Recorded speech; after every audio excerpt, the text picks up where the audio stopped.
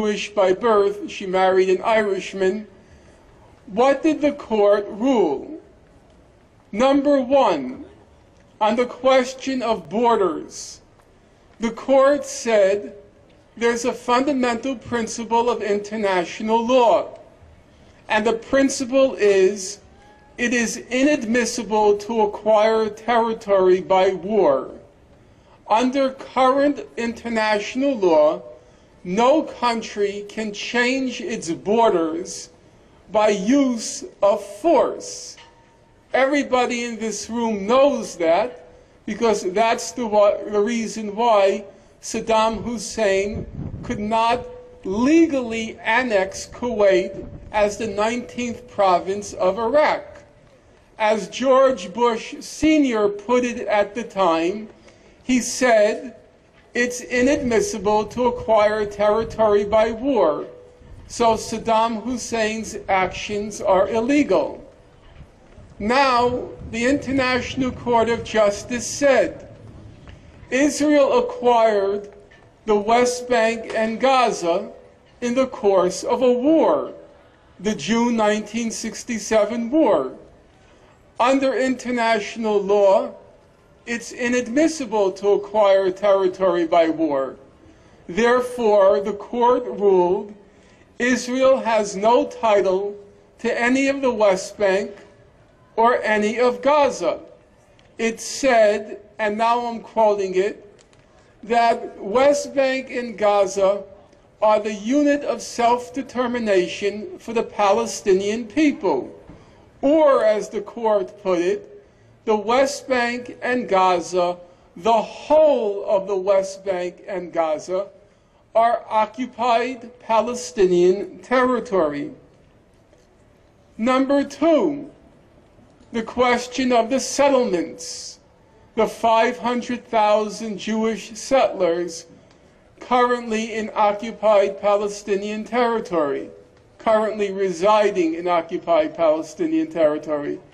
The court said, well, this is a no-brainer.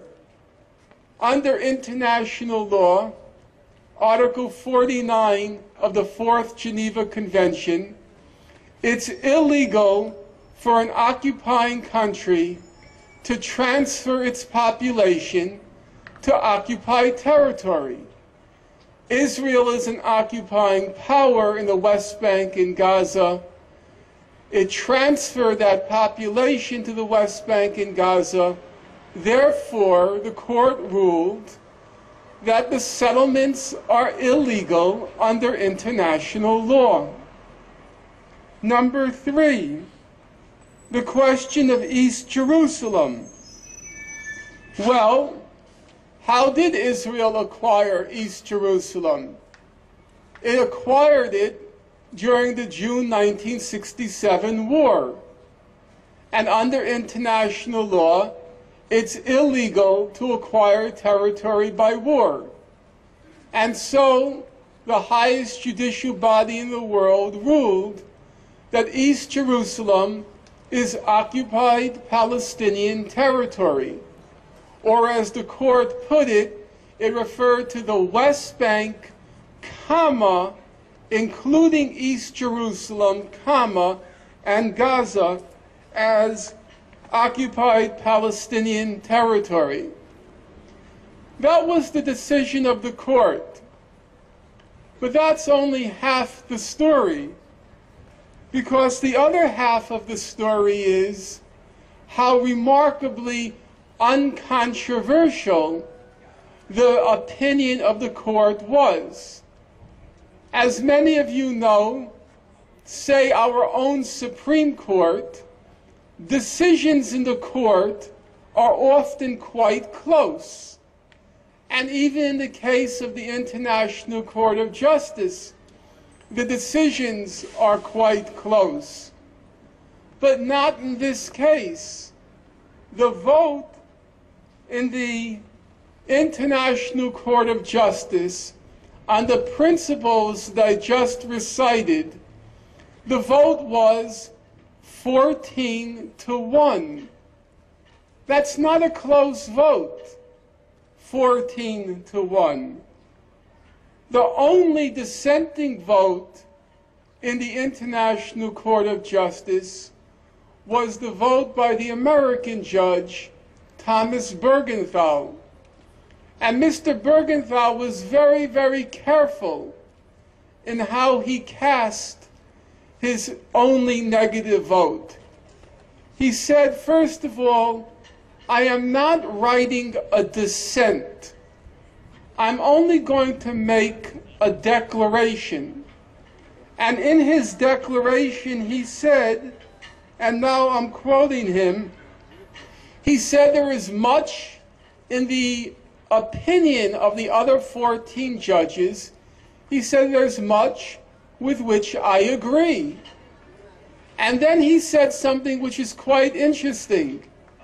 He said on the crucial question, namely the question of the settlements and the settlers, on the crucial question, he said, I agree with the majority. There can be no doubt that the settlements are illegal under international law. And so on the crucial question, namely the final disposition of the 500,000 settlers, all 15 judges, not one, not two, not three, not a plurality, not a majority, but all 15 judges unanimously agreed that Israel's official position is illegal and legally untenable.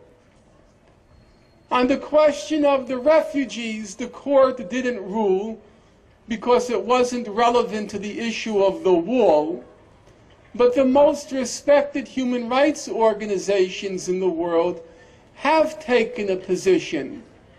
Both Human Rights Watch and Amnesty International, they both issued position papers in 2000 and 2001 in which they said, and now I'm quoting Human Rights Watch, we urge Israel to recognize the right of return for those Palestinians and their descendants who fled from territory that is now within the state of Israel. The same position by Amnesty International.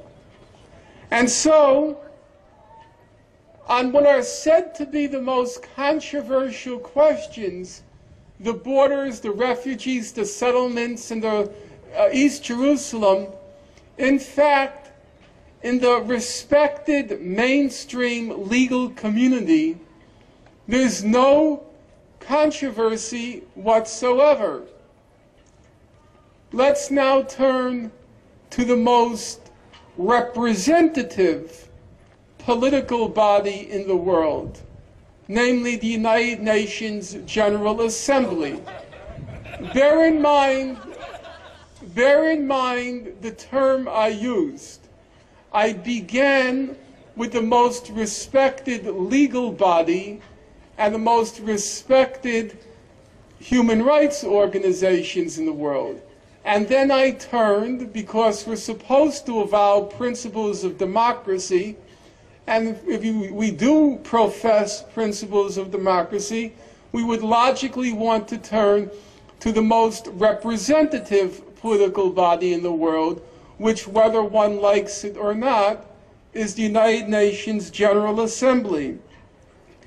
Now, the General Assembly every year votes on a resolution called Peaceful Settlement of the Palestine Question. And every year, it's the same principles. The principles are a two-state settlement on the June 1967 border, mutual recognition between a Palestinian state and an Israeli state, and the right of refugees to return. The same four principles. And now you have to judge for yourself. And I'm going to ask you to make a serious attempt to be serious. Because I said, and I mean it, it's not bingo night. It's about real life and death. So use your own judgment.